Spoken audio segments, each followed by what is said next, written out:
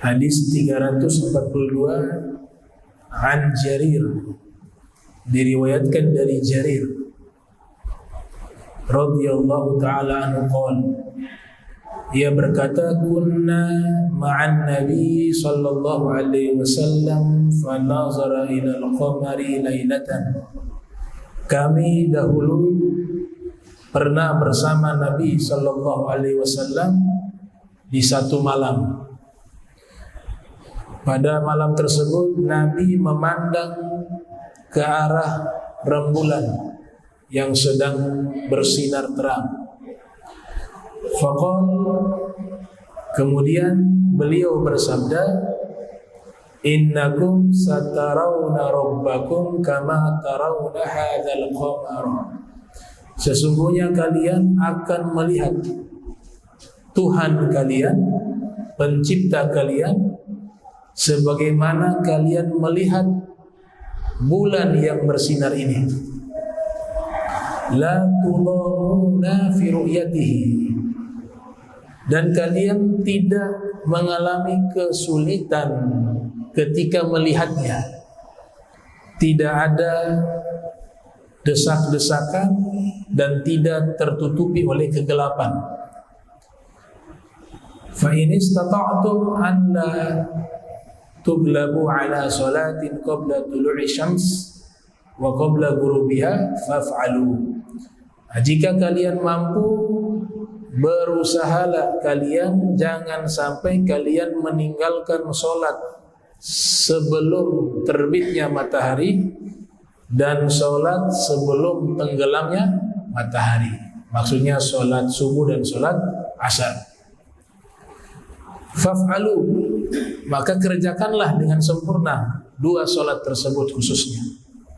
Tsumma qara'a, kemudian Nabi membaca firman ya surat Qaf ayat 49. Wasabbih bihamdi rabbika qabla tulu'i syams wa qabla ghurub. Yang artinya bertasbihlah dengan memuji penciptamu Allah sebelum terbitnya matahari dan sebelum tenggelamnya matahari.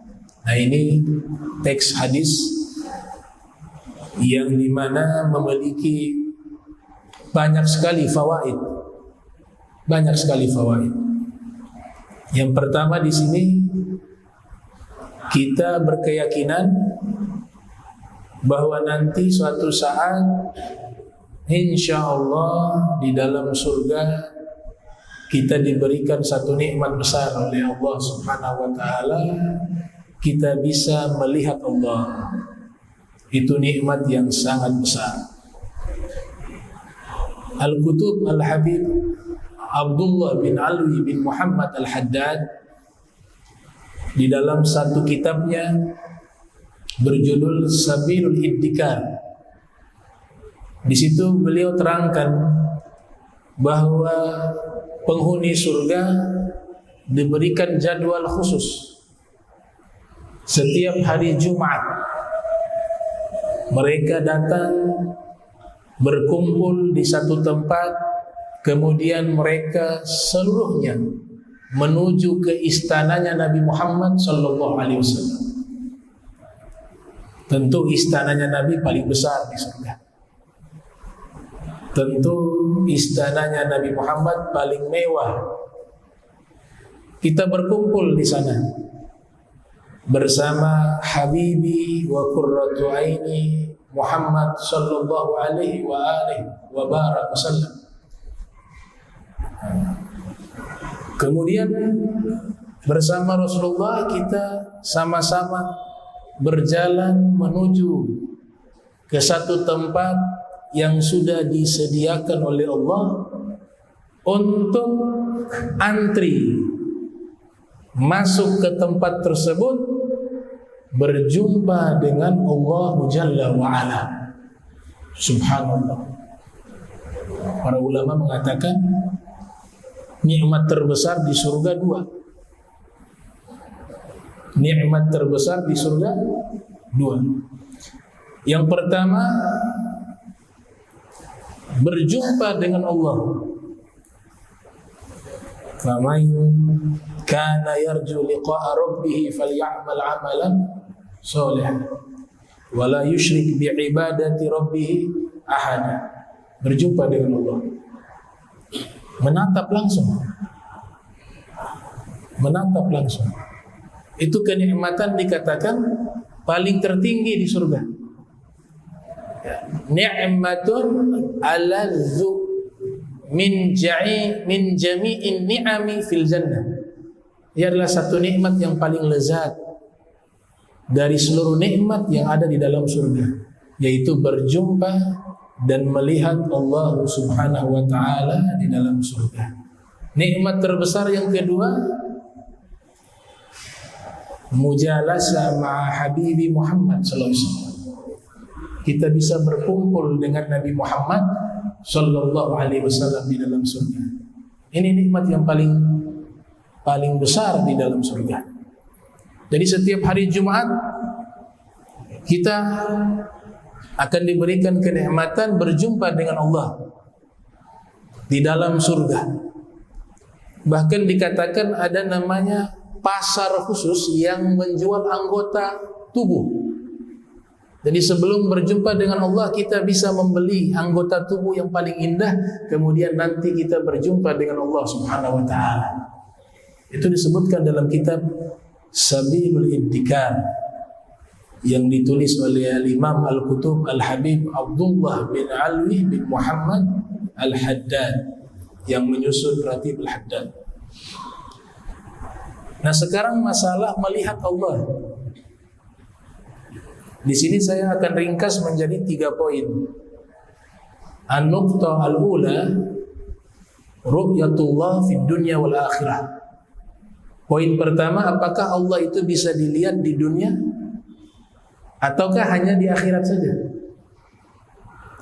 Poin yang kedua, an-nuqtah ats-tsaniyah, ru'yatullah ta'ala fil manam.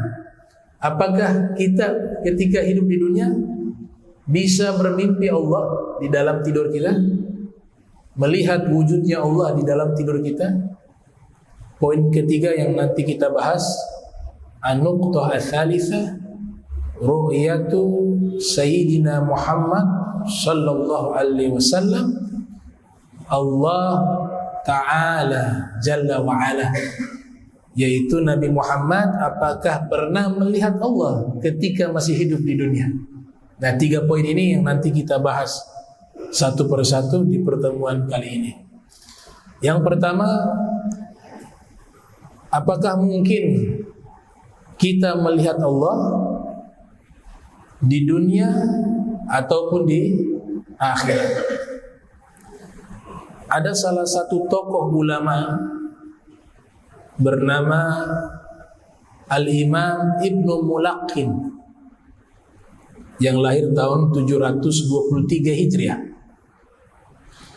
Beliau menulis kitab syarah dari Sahih Al-Bukhari berjudul At-Tawdih.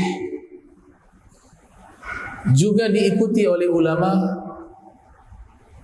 yang paling awal mensyarahi kitab Sahih Al-Bukhari, yaitu Al-Imam Ibnu Battal, wafat pada tahun 449 Hijriah.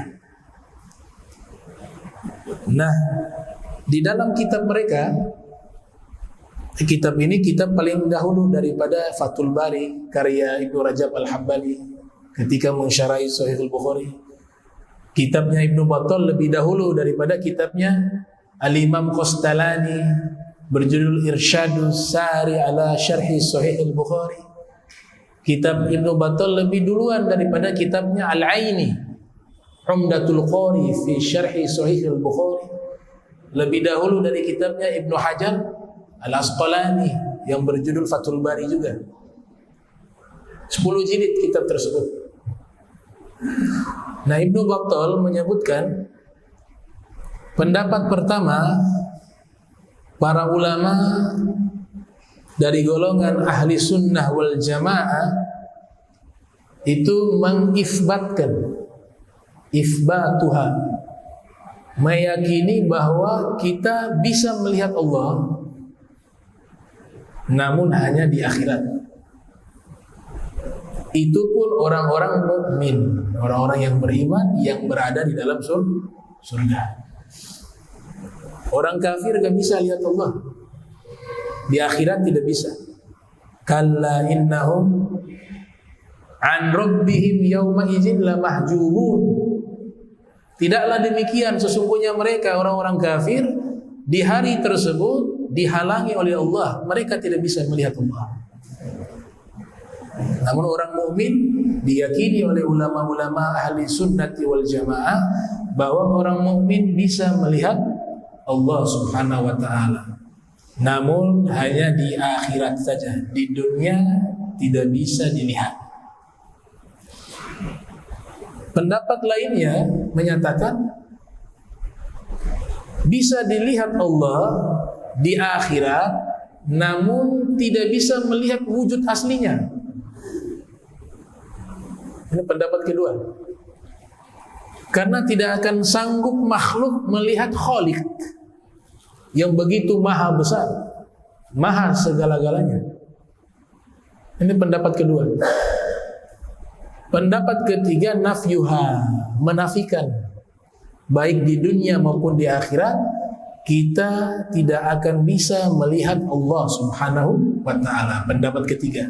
Ini kelompok Khawarij, kelompok Mu'tazilah, kelompok Ba'du Murji'ah.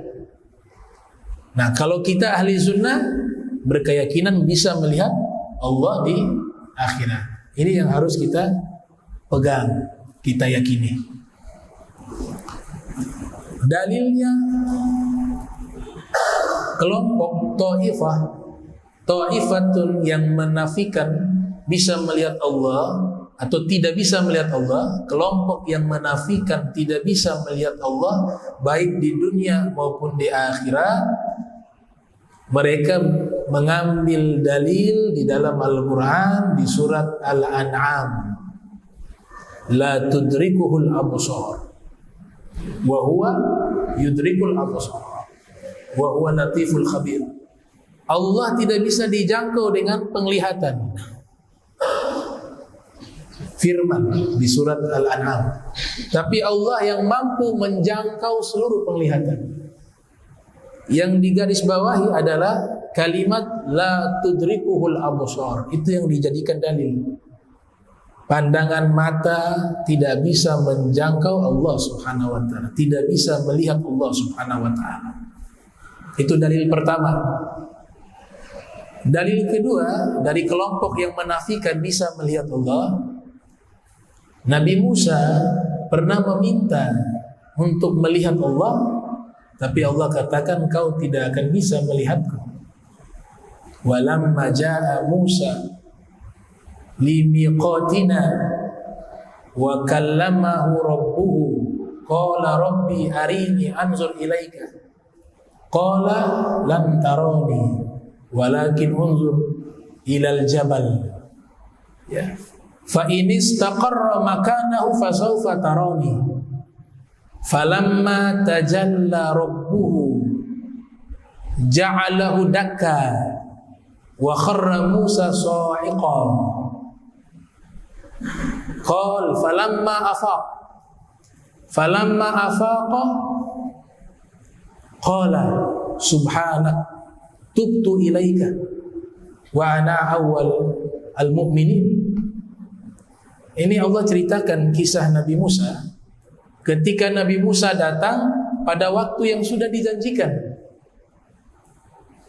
Datanglah Nabi Musa, kemudian Allah berkalam kepada Nabi Musa, berdialog kepada Nabi Musa. Sebatas mendengar, sam'iyah. Setelah itu Allah Ta'ala berdialog dengan Nabi Musa. Nabi Musa meminta, wahai Allah, wahai Rabb, tunjukkanlah dirimu, aku ingin melihatmu. Allah Ta'ala menjawab, kamu tidak akan bisa melihatku. Ada lafaz lan. Lan harfu nafyin wa nasbin wa mustaqbal. Dipahami oleh kaum Khawarij dan Mu'tazilah demikian. Ada lafaz lan artinya tidak akan bisa melihatku. tidak akan, berarti mau di dunia maupun di akhirat tidak akan bisa melihatku. Kalau di dunia saja kau tidak bisa melihatku, tapi kata akan itu masa depan, maknanya juga bisa akhirat. Itu yang dipahami oleh Mu'tazilah, Khawarij dan sebagian Murji'ah. Allah Ta'ala ketika menyatakan demikian, kamu tidak akan bisa melihatku. Jika kau mau melihatku, itu ada gunung, itu ada bukit. Kau lihat itu bukit, kau lihat itu gunung. Kalau gunung tersebut masih menetap seperti itu ketika aku menampakkan diriku, berarti kau bisa melihatku. Ternyata ketika Allah menampakkan dirinya di bukit tersebut, itu bukit hancur. Berarti tidak mampu. Tidak mampu menampung dan tidak mampu bisa menahan untuk mampu melihat Allah. Hancur. Pingsan Nabi Musa. Ketika Nabi Musa pingsan, tersadar dari pingsannya, Nabi Musa mengatakan, Maha suci Engkau, aku bertobat kepadamu ya Allah. Tobat bukan dari dosa, para Nabi maksum. Perasaannya melakukan kesalahan. Dan aku termasuk orang yang awal beriman. Inilah dua dalil yang digunakan oleh kelompok Khawarij, kelompok Mu'tazilah dan sebagian Murji'ah. Mereka menyatakan dua ayat ini adalah dalil bahwa kita makhluk tidak akan mampu dan tidak akan bisa melihat Allah Subhanahu wa ta'ala. Adapun kelompok kedua yang mengisbatkan, yang menetapkan bahwa Allah bisa dilihat di akhirat, juga memiliki beberapa dalil di dalam Al-Quran. Di antaranya di surat Al-Qiyamah, wujuhi yawma izin nadhirah ila rabbiha nazirah. Wajah penghuni surga itu di hari tersebut berseri-seri. Kenapa wajah penghuni surga berseri-seri? Karena mereka melihat Allah. Al-Quran. Dalil yang kedua di surat Yunus. Di surat Yunus Allah Ta'ala berfirman bahwa orang yang berbuat baik akan diberikan ganjaran surga wa ziyadah, dan juga bonus di dalam surga. Lilladzina ahsanu al-husna wa ziyadah. Bagi orang-orang yang berbuat baik, bagi mereka al-husna. Ditafsirkan oleh Al-Imam Bagawi yang lahir 433 Hijriah, wafat 516 Hijriah, di dalam tafsirnya Ma'alimi Tanzil. Ia menafsirkan al-husna adalah jannah, surga.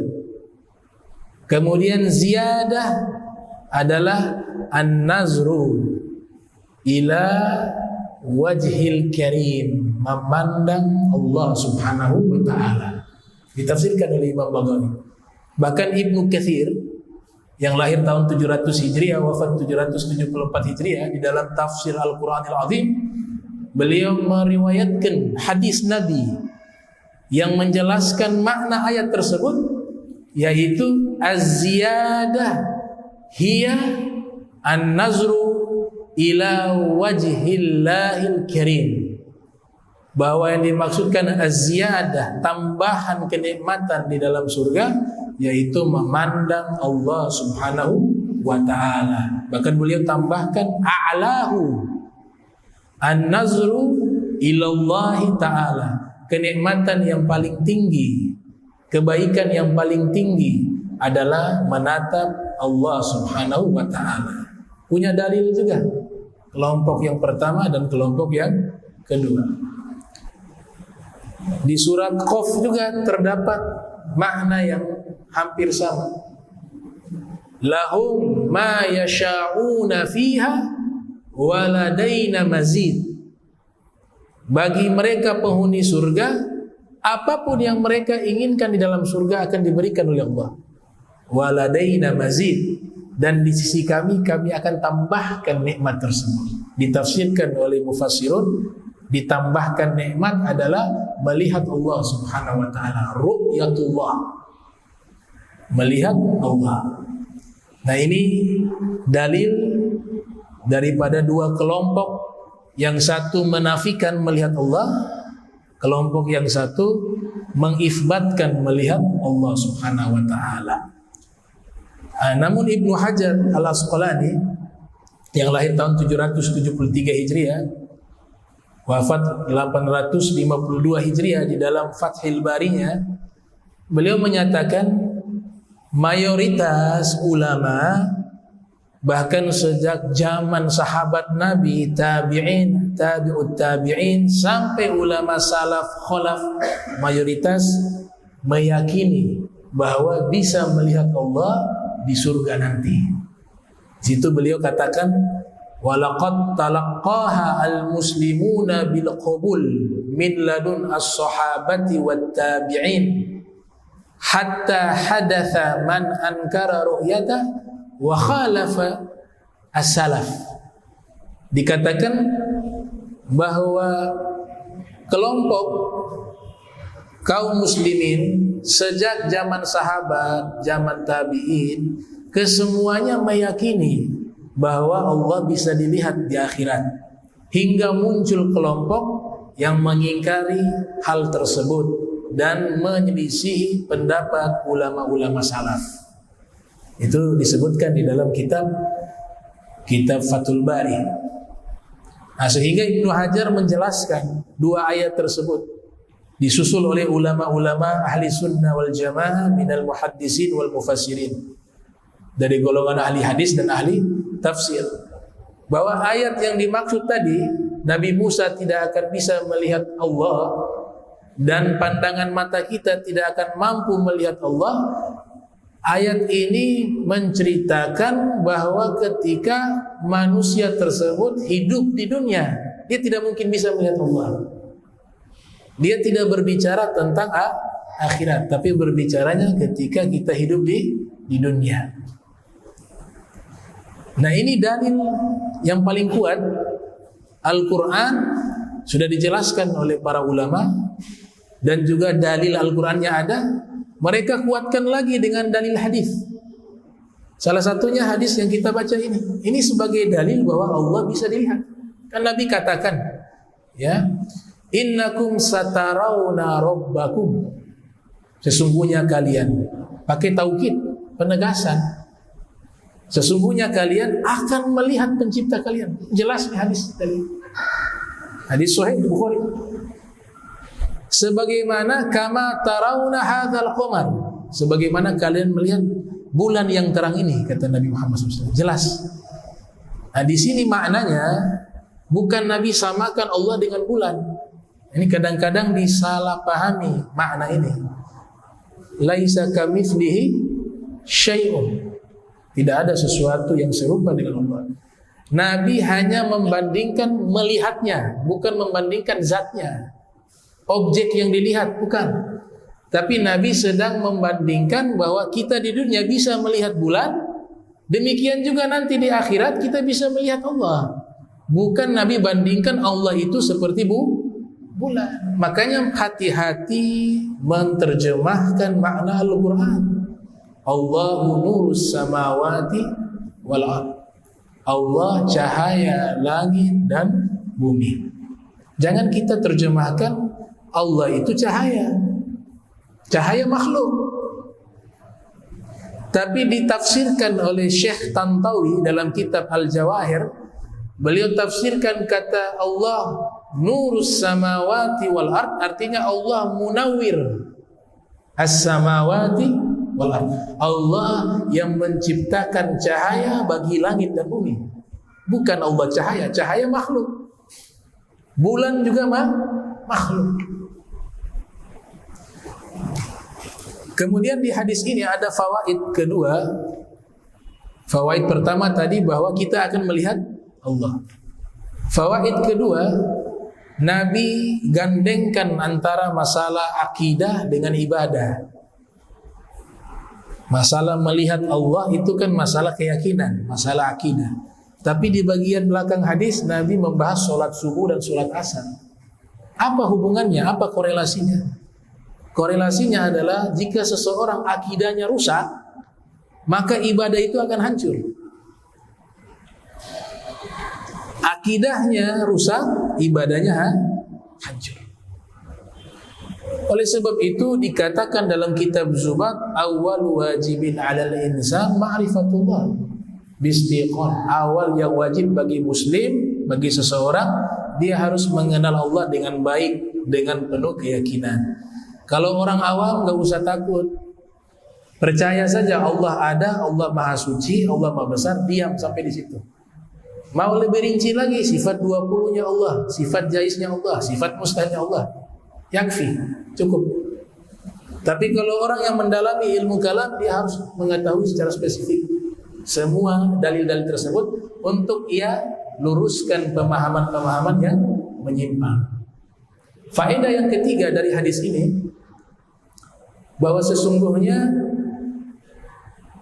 sholat subuh dan sholat asar itu adalah amalan yang nanti menyebabkan kita bisa melihat Allah.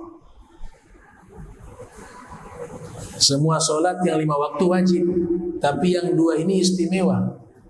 Wa hafidhu ala sholawati was sholatil wusta wa qumu lillahi qanitin.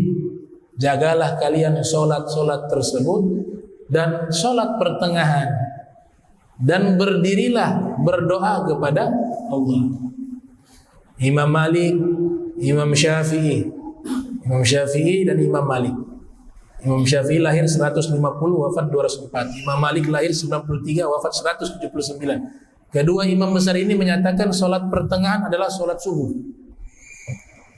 Sedangkan Imam Abu Hanifah dan Imam Ahmad bin Hanbal, Imam Abu Hanifah lahir tahun 80 Hijriah, wafat 150. Imam Ahmad lahir 164 Hijriah, wafat 241 Hijriah, menyatakan sholat pertengahan sholat asar. Sama seperti hadis tersebut, menjelaskan keutamaan sholat subuh dan sholat asar. Nah, ini dalil bahwa Allah nanti kita bisa lihat di surga nanti, bagi orang-orang yang masuk ke dalam surga.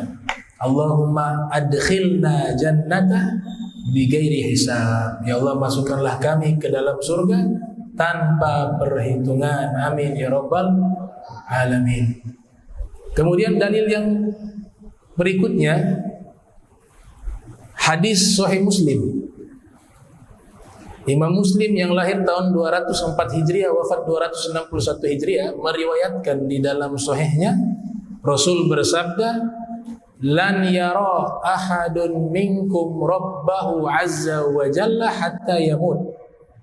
Seorang di antara kalian tidak akan bisa melihat Allah subhanahu wa ta'ala kecuali dia sudah meninggal dunia. Tadi penjelasannya, isbatuha, mengokohkan pendapat Allah itu bisa dilihat di surga, di akhirat. Bahkan ada ulama mengatakan sebelum surga orang-orang mukmin sudah melihat Allah di yaumil qiyamah. Itu dalam kitab Umdatul Qari Al-Aini menjelaskan demikian. Dalil akal dikatakan inna kulla mawjudin yasihu an yura. Segala sesuatu yang ada maka kemungkinan besar bisa dilihat. Itu dalil akli. Yang namanya ada pasti bisa dilihat. Allah wajibul wujud, wajib ada, wajibul wujud. Nah, ini yang pertama, masalah bahwa melihat Allah, pendapat yang kuat, yang terjih adalah kita bisa melihat Allah, tapi nanti di surga. Kita tidak bisa melihat Allah di dunia. Di dunia tidak bisa. Kesepakatan para ulama. Poin yang kedua, apakah kita bisa bermimpi melihat Allah? Bermimpi melihat Allah. Nah, ini dijelaskan oleh salah satu ulama bermadzhab Hambali bernama Ibnu Zawzi Al-Baghdadi. Lahir 510 Hijriah, wafat 597 Hijriah, di dalam kitabnya Manaqib Al-Imam Ahmad bin Hanbal. Di situ diceritakan Imam Ahmad menyatakan, ra'aitu Rabbal Izzati Azza wa Jalla fil manam. Saya melihat Allah di dalam tidur. Saya melihat Allah di dalam mimpi, kata Imam Ahmad bin Hanbal. Bahkan dikatakan 99 kali mimpi melihat Allah. Dikatakan lagi ditambah yang ini 100 kali. Fakultu, kemudian di dalam mimpi tersebut saya berkata, ya Rabbi, ma afdalu ma yataqarrabu bihi al-mutaqarribuna ilaika. Wahai Allah, amalan apa yang paling afdal yang orang-orang yang dekat denganmu melakukan amalan tersebut sehingga mereka bisa mendekat kepadamu? Maka Allah Ta'ala berfirman, bikalami ya Ahmad, dengan firmanku ya Ahmad. Fakultu, lalu Imam Ahmad berkata, bifahmin au bigari fahmin, apakah membaca firman tersebut harus paham ataukah juga tidak paham bisa mencapai derajat tersebut? Maka Allah menjawab, bifahmi wa bigari fahmin, faham dan tidak faham, mendekatkan diri kepada Allah lewat membaca firman-Nya, Al-Quran Al-Karim. Ini riwayat tentang mimpi, dan diriwayatkan bukan hanya oleh Ibnu Jauzi, tapi ada beberapa kitab meriwayatkan kisah ini. Di antaranya kitab Al-Manhajus Sawi karya Al-Habib Zain bin Smith juga ada riwayat tersebut. Di antaranya di dalam kitab Nurul Absar fi Manaqibi Ali Mukhtar juga diriwayatkan cerita tersebut. Nah, dari sinilah Imam Nawawi merespon riwayat ini, merespon riwayat tersebut di dalam Syarah Muslim. Imam Nawawi lahir 631 Hijriah, wafat 676 Hijriah. Mengutip pendapatnya Al-Imam Qadi Iyad yang lahir 376, wafat 445 atau 49 Hijriah. Pengarang kitab Asy-Syifa li Huquqil Mustafa. Al-Qadi Iyad mengatakan, ittafaqal ulama ala zawazi ru'yatillahi ta'ala fil manam. Bersepakat para ulama bahwa dibenarkan dan boleh terjadi orang bermimpi melihat Allah di dalam tidurnya. Jadi kalau dalam tidur mimpi masih bisa kita lihat Allah. Tapi dijelaskan lagi oleh ulama, yang dilihat dalam mimpi itu bukan wujud hakiki. Wujud hakiki yang dilihat nanti di surga. Imam Nawawi mengatakan, ru'yatullah laisat ka ru'yatil ajsam li'anna Allah Ta'ala munazzahun 'anil idrak bil basar. Melihat Allah dalam mimpi itu bukan melihat wujud Allah secara asli. Gak bisa. Secara fisik tidak bisa. Karena sesungguhnya Allah itu suci dan disucikan daripada penglihatan makhluk ketika hidup di dunia. Ini juga yang dikatakan oleh Abu Bakar Al-Baqqalani Al-Ghadi yang mengatakan, ru'yatullahi fil manami khawatir fil qalb. Melihat Allah di dalam mimpi itu adalah bisikan-bisikan imajinasi yang ada di dalam hatinya. Jadi dia tidak melihat wujud asli kalau mimpi. Wujud aslinya tidak dilihat. Inilah pendapat para ulama demikian. Saya memiliki beberapa kitab tentang takwil mimpi. Di antaranya yang ditulis oleh, dinisbatkan ya, bukan ditulis, karena masih terjadi simpang siur apakah beliau yang menulis kitab ini atau bukan. Dinisbatkan kepada beliau, yaitu Imam Muhammad bin Sirin yang lahir tahun 32 Hijriah, wafat 110 Hijriah. Kitab tersebut berjudul Tafsirul Ahlam, tafsir mimpi. Juga ulama yang datang setelahnya jauh bernama Imam An-Nablusi menulis kitab berjudul Ta'atirul Anam fi Ta'biril Manam, membahas tentang takwil mimpi. Di situ ternyata ada bab ru'yatillah fil manam, bab tentang mimpi melihat Allah di dalam tidur. Berarti mengisbatkan mimpi itu bisa kita melihat Allah Subhanahu wa taala. dan ditakwilkan bervariasi. Kalau orangnya baik, orangnya hidupnya taat, orangnya soleh, kemudian diberikan rizki oleh Allah, bermimpi melihat Allah, itu artinya adalah seluruh amal ibadah yang ia lakukan Allah terima. Tidak ada yang ditolak. Itu takwil yang pertama.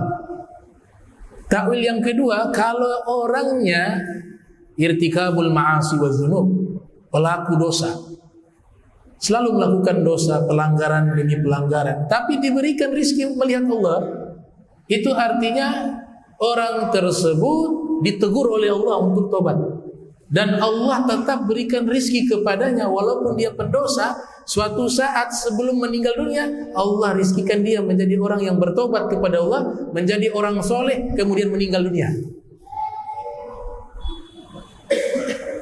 Yang ketiga, orang yang bermimpi melihat Allah, kemudian dia banyak melakukan pelanggaran, itu artinya tidak lama lagi Allah akan berikan banyak teguran kepadanya, musibah kepadanya, bala kepadanya.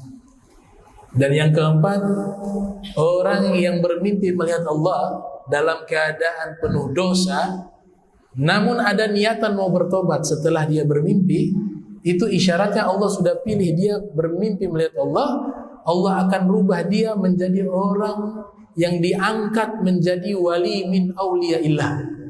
Berapa banyak tokoh-tokoh sufi yang dahulu pendosa, Bishr al-Hafi, Fudail bin Iyad, Malik bin Dinar, mereka diberikan rezeki tersebut berubah jadi wali, padahal pelaku dosa. Bahkan Imam Ibnu Qudamah al-Maqdisi menulis kitab berjudul Kitab At-Tawwabin, kitab yang membahas tentang orang-orang yang bertobat kemudian Allah mengangkat derajatnya menjadi kekasih-kekasihnya.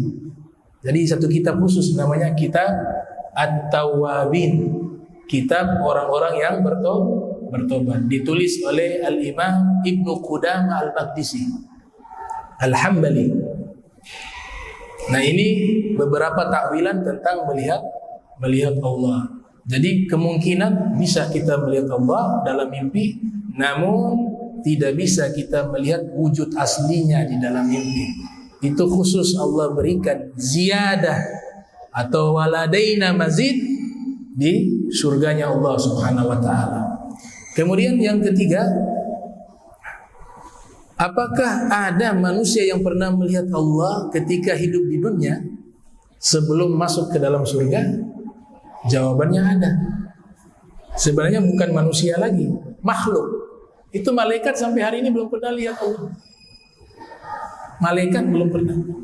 Seluruh para nabi belum pernah.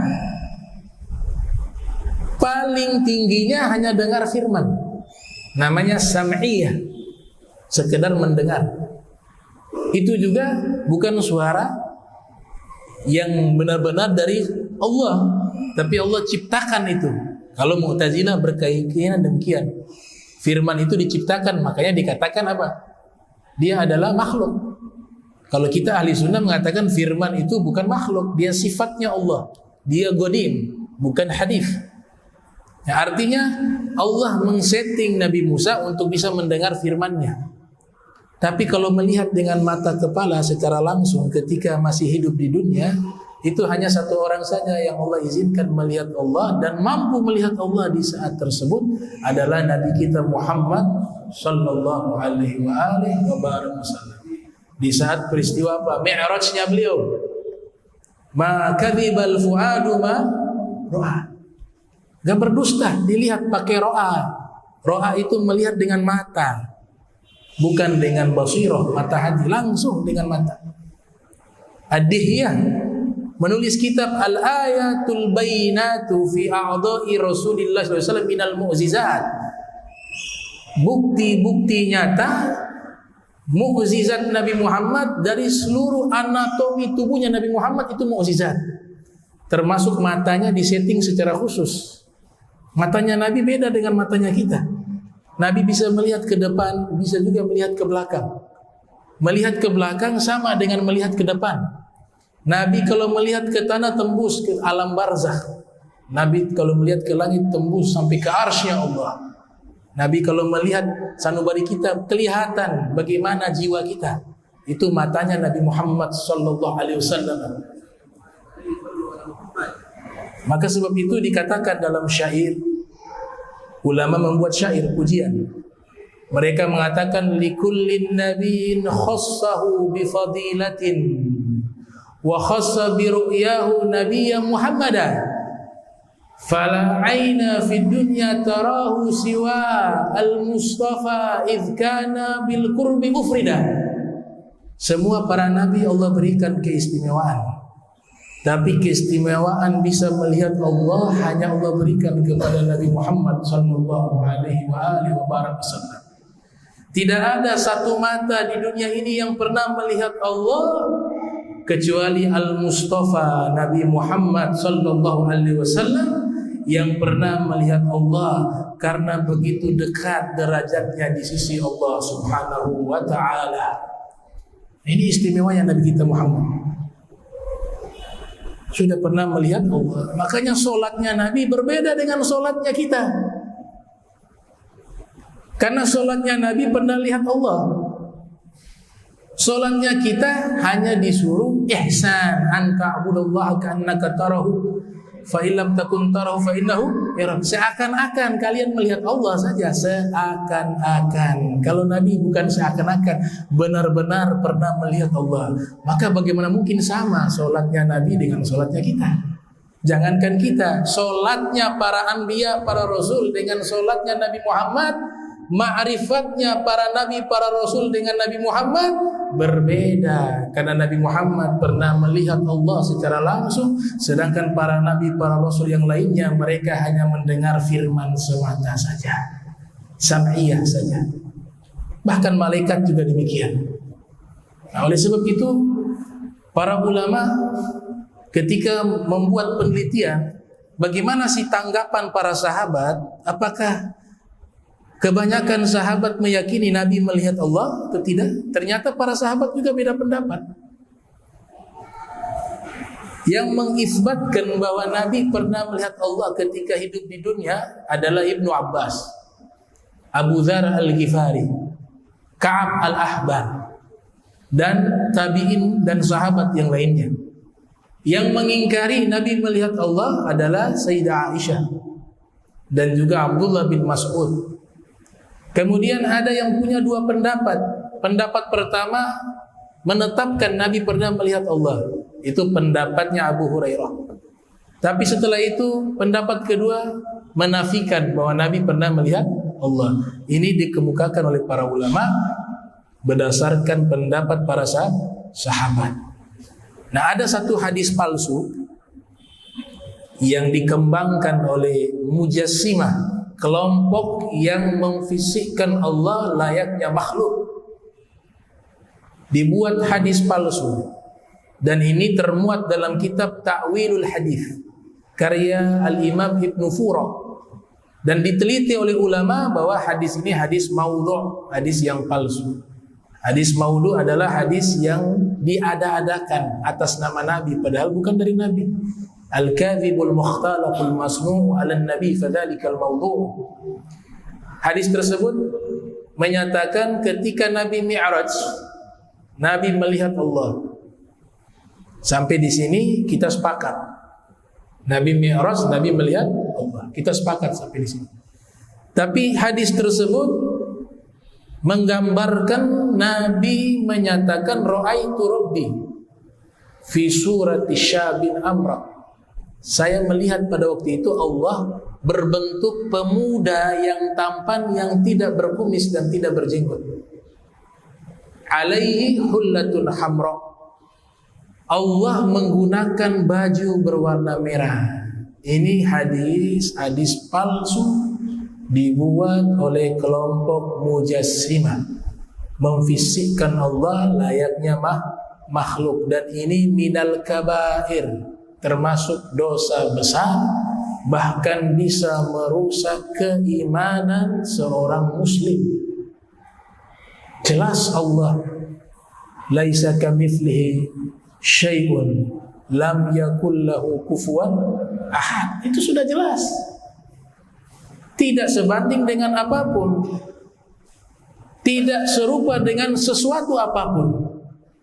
Oleh sebab itu ulama-ulama ahli sunnati wal jamaah, Al-Imam Nawawi di dalam kitab Al-Majmu' menyatakan, kalau kita menerima ayat-ayat mutasyabihat yang menceritakan fisiknya Allah di dalam Al-Quran, tangan Allah, mata Allah, kemudian kaki Allah dalam hadis, ini jangan kita ambil mentah-mentah secara tekstual dan kita sampaikan kepada umat. Cara yang paling aman, kita ajarkan umat, ini ada ayat, ini ada hadis menceritakan fisiknya Allah, cukup kita imani. Namanya tafwid, tanpa kita bahas, tanpa kita ceramahkan, itu pembahasan. Atau cara kedua, ditakwil. Al-Quran menggunakan bahasa Arab. Uslub bahasa Arab di dalam ilmu balaghah, ada kata-kata yang tidak hanya bisa dipahami secara teks saja, tapi makna kiasan. Dalam bab ilmu bayan ada namanya bab tashbih, ada namanya bab majaz, ada namanya bab kinayah. Contoh kinayah, hammalatal hatab, itu perempuan, itu istrinya membawa kayu bakar. Memang ulama tafsir menafsirkan dua metode, secara tekstual masuk, tapi kebanyakan juga menafsirkan secara kiasan. Makna membawa kayu bakar itu adalah satu ungkapan kiasan yang ada di tengah-tengah bangsa Arab, artinya tukang adu domba, tukang fitnah. Ada juga ayat waqfat janahak lil mu'minin, rendahkanlah kedua sayapmu untuk orang beriman atau untuk kedua orang tua. Fit tafsir disebutkan demikian. Sekarang ayat ini khitabnya kepada siapa? Kepada burung? Bukan. Khitabnya kepada kita.